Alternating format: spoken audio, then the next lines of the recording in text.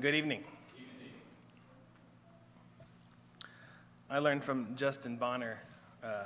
They used to attend with us for a very short amount of time to, when you get up here, just stand here, take a deep breath, and just kind of stare at everybody awkwardly. Passes the uncomfortableness from you to them. Works. So, I currently have a part-time job at a restaurant now, and every week or so, we go through a 5-gallon bucket of hamburger pickle slices, right? And these buckets, they seal really well, and of course, you know, a bucket has like 1,000 uses. So I and others, we keep them and take them home rather than tossing them in the dumpster. And I've used them all over the house for organizing small kids' toys and plenty of stuff in the backyard. And recently, I thought it would be good for storing Allison's baking flour. We buy these big 25-pound bags of flour from Costco, and then we seal it in 5 individual Ziploc bags. And until recently, we stored that in a useless corner in the back of one of the kitchen cabinets. You know, you can't really reach back there very easily. But I wanted to store other useless kitchen gadgets back there and move the flour out, so I thought the pickle bucket was a good idea. Allison disagreed, but I didn't feel her arguments were enough to sway me from wanting to try it. So I decided to move our 25-pound bag of flour into those 5 Ziploc bags, and then put those bags inside the original paper bag the flour came in, and then put all of that into the bucket, and then sealed it real well, real tight. Good real seal. That's why I love those buckets. Protecting that flour, keeping it fresh. That was the idea, right? So Allison has this recipe she likes to make eggless cookie dough. And it's basically just cookie dough without eggs that you can eat straight from the bowl with no baking. It's pretty good, usually. But the recipe, believe it or not, does not work as well with pickle-flavored flour. Who knew? You know, though I thoroughly cleaned that bucket, over just the few weeks that flour sat in there, unopened, the pickle smell went straight through the paper bag, through the Ziploc bags, and straight into the flavor of that flour. Allison had a rather big "I told you so" moment, and of course I regretted that decision. Oh, but by the way, that flour is great for fried pickles. Fried pickles, I'm thinking it might be good for fish, but I've got like 4 Ziploc bags left if anybody wants to try some. So, but, you know, I thought this illustration was a really good way to show how strong sin can be, right? I thought I had done enough to protect this flour, but it turns out I fooled myself, right? I just shouldn't have done that at all. Should have listened to Allison, I suppose. And, right? But that's not to say we can't overcome sin, right? I mean, we can certainly overcome sin. But I think we can willingly, if we willingly surround ourselves with sin, I think we should expect to be affected by it, right? You know, thinking about this, we can see sin has so thoroughly penetrated this world, right? And has turned many things and many souls sour. We stay on guard, knowing we should be lights and pushing back darkness. We wear God's armor to protect us, to keep ourselves protected from the many attacks of Satan, to keep sin off of us and out of our hearts. Many moral issues plague man, but one in particular that I think has so thoroughly grasped our culture, and we hear it and maybe even see it daily, is lying and deception, right? Our culture is changing right now to be more accepting of certain sins that has not typically been acceptable. But I think lying has been running rampant for a long time. Many say it is not acceptable for others to do, but then they willingly lie themselves. I think we see it in business practices. The deception of making things look like more than they are is commonplace. Lying is the first sin introduced into the world. Remember when the serpent in Genesis 3, verse 3, lies to Eve and says, "You will not surely die." That was the first lying. That was the first step in the fall of man. We are all on the lookout for liars, right? Those trying to take advantage of us. We all have our guide that we trust to fix whatever car or house issue we have, right? Every day our phone rings, and often on the other end of that phone is someone lying about a tax problem or an overdue bill causing service cancellation. I know I paid those bills. Or many other crazy scams. We look and we watch out for liars, but we fully expect to find them, don't we? Or run into them. We know they're out there. I think with the sin of lying, Satan has a strong grasp on many in this world.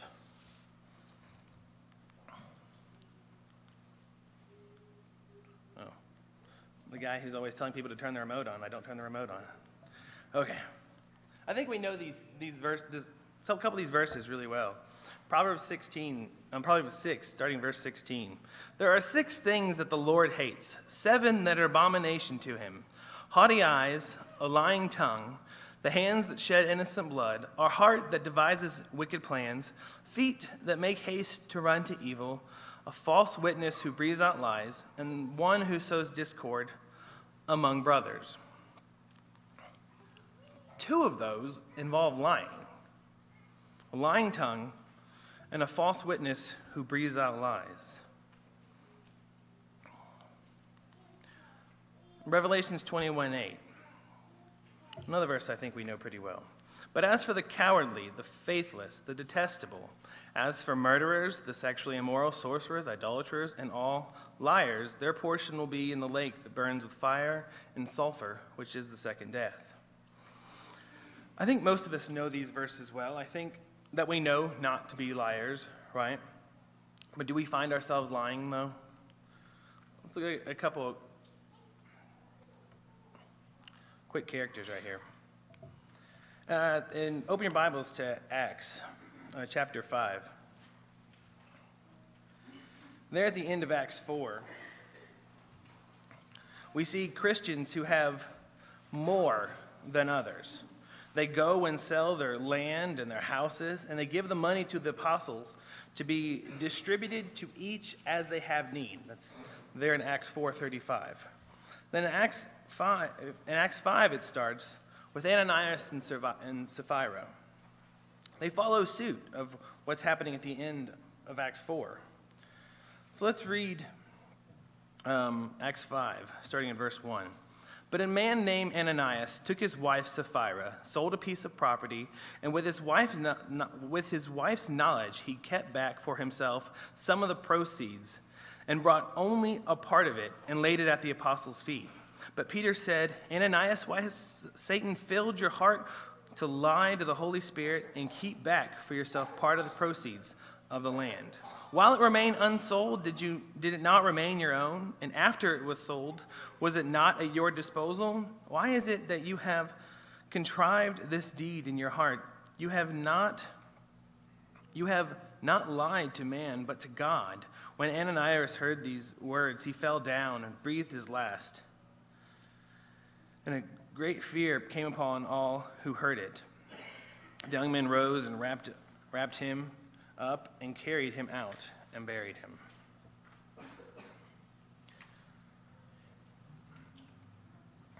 Ananias lies about how much he sold the land for and then misrepresented, right?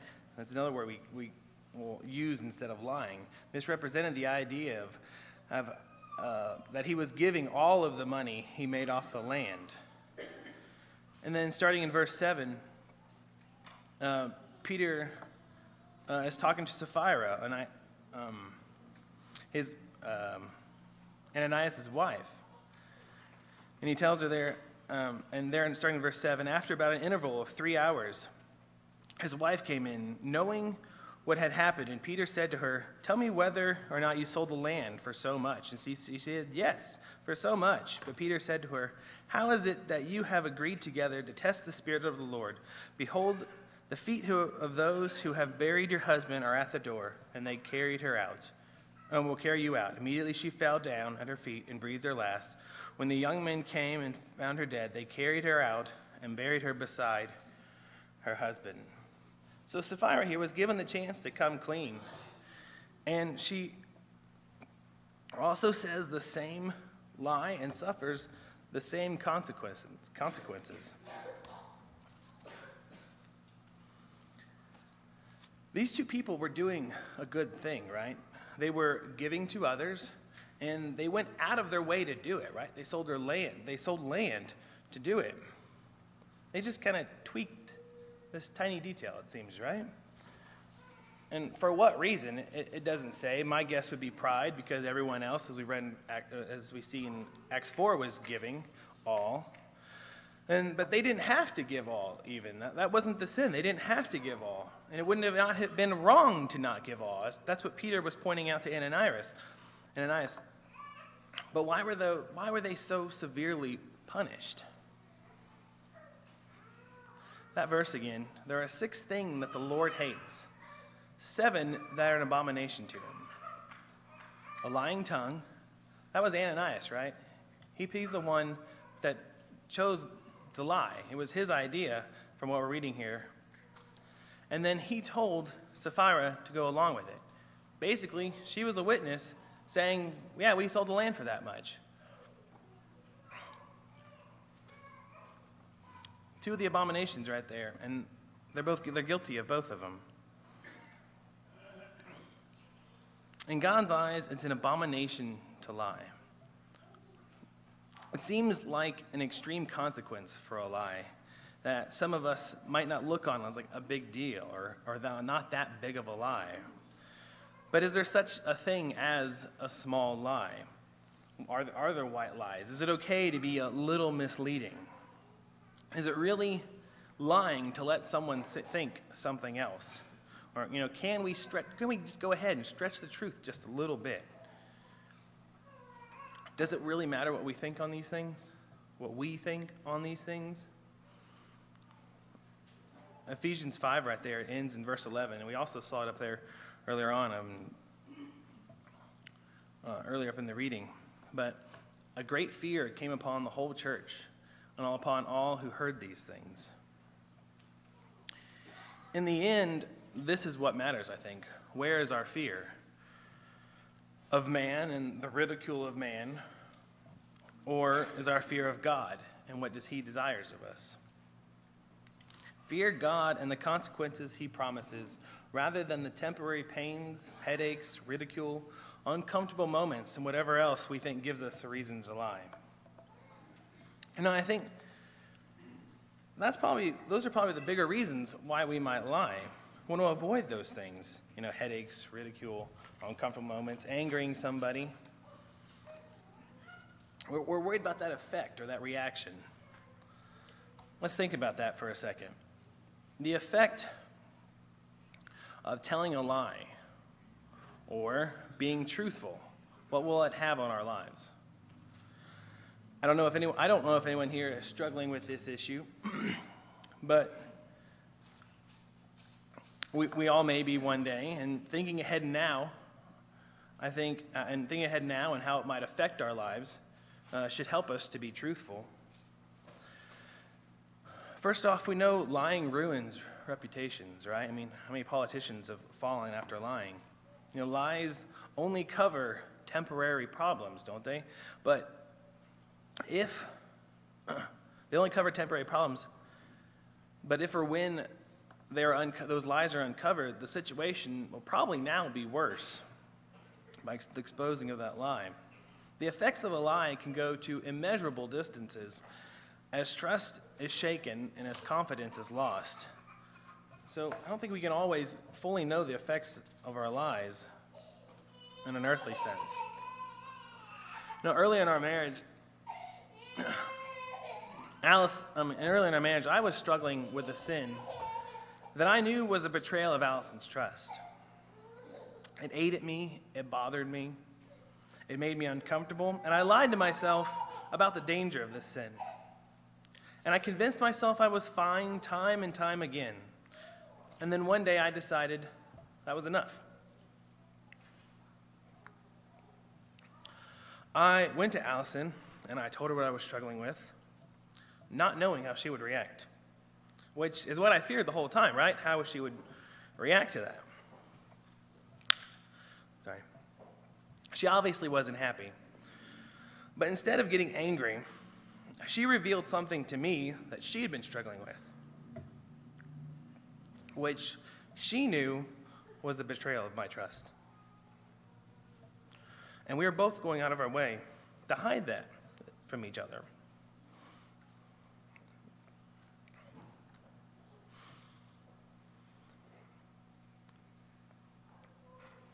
I don't think either one of us realized what that had been doing to our marriage. Lying and hiding things from each other is not something you can do or have in a healthy marriage.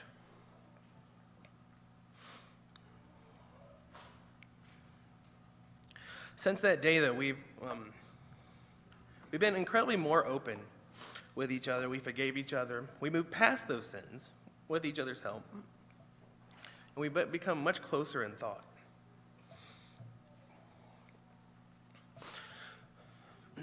But I didn't know how she was going to react.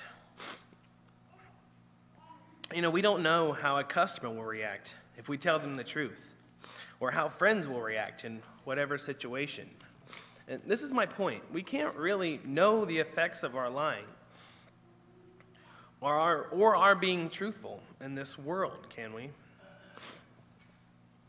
We can't. We think we can, but not always. We can't see fully and clearly ahead to our earthly consequences. God does tell us which to do, though, whether to lie or be truthful. Ephesians 4:25, I had it up there. Therefore, having put away falsehood, let each one of you speak the truth with his neighbor, for we are members one of another. Colossians 3:9 and 10. Do not lie to one another, seeing that you have put off the old self and its practices, and have put on the new self, which is being renewed in knowledge after the image of its creator. This is what God wants of us, to be truthful. If being honest causes you to lose a job, have faith God will provide. If being honest causes you to lose a friend, they may have not been that good of a friend in the first place. If being honest causes you to lose a sale, what have you lost that you haven't lost before or will again? If being honest upsets someone, and maybe rightly so, does that mean we should lie? Of course not. For sure, though, the eternal consequences for being a liar are far worse. We've already read. We must be honest. And if we are having problems with lying, how do we fix it? How do we fix the problem with dishonesty?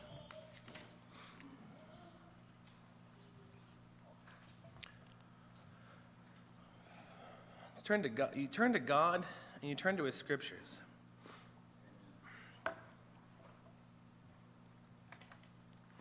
We read Ephesians 4:25 so far, but going back, starting in verse 19, Ephesians 4 and 19, we have become callous and have, it might be Ephesians 5. Did I read Ephesians 5:19?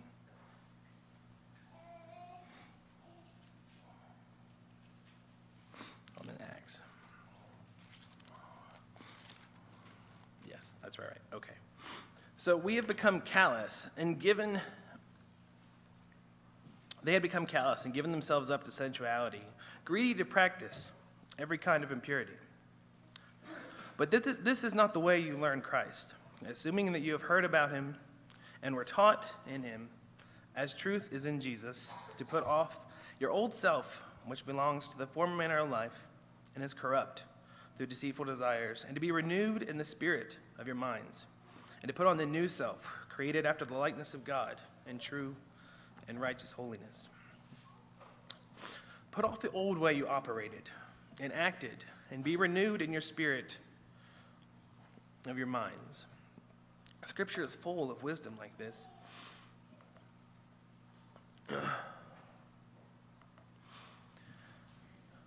Matthew 5:37.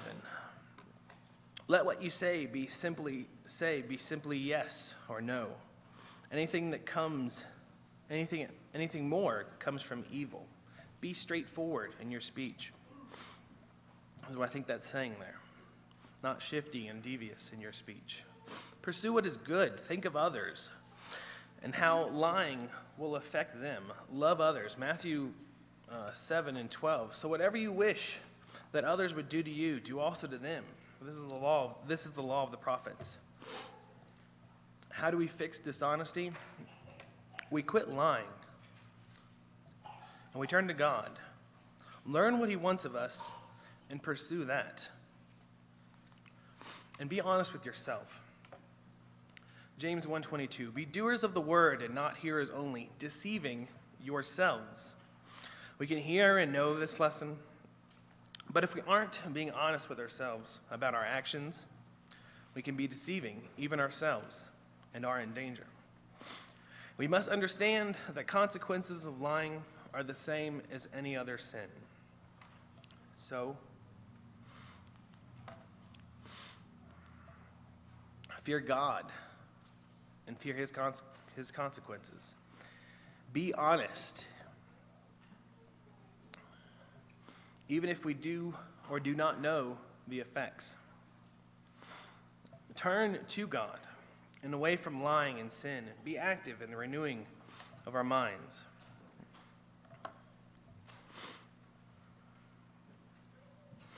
I want to tread on some dangerous ground for just a second, but I think it'll be helpful in the end. I think we've heard the scenario, at least many of us probably lived it, of the wife putting on her outfit in the mirror, right? And saying, I think this looks good. What do you think, honey? Or in this scenario, she might say something else like, does this make me look frumpy or fat or whatever else women worry about? And I've been told so many times to just say, yes, honey, looks great. Or, you look great in that, honey, or no, or you look fine, just dismissing the worry. No matter if that's really what you think or not. Is that lying, though? Are we just supposed to agree and placate? I mean, this certainly sounds like a question of opinion. Do you want an honest answer?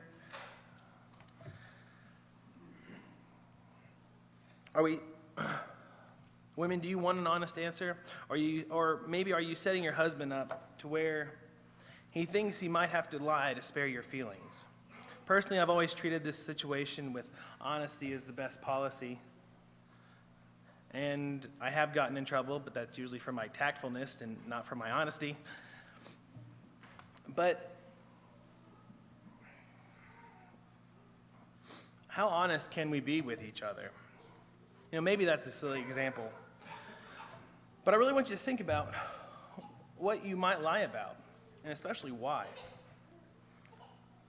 You know, you may have your own scenario in your own day-to-day that you find yourself lying in. Identify that and ask yourself why. Really, through this week, try to catch yourself if you do lie and realize why you did it. You know, I think a tactfully worded honest response is always better than a lie. We should not mislead, misdirect, be dishonest, tell little white lies, stretch the truth a little bit. And what it comes down to is we should not be lying. Don't be that sour pickle. Don't be that sour pickle flower that took on the characteristics of the world around it. If you have any need tonight it be a repentance in a public nature, come forward. If you wish to be baptized, come forward now, and let your needs be made known as we stand and sing.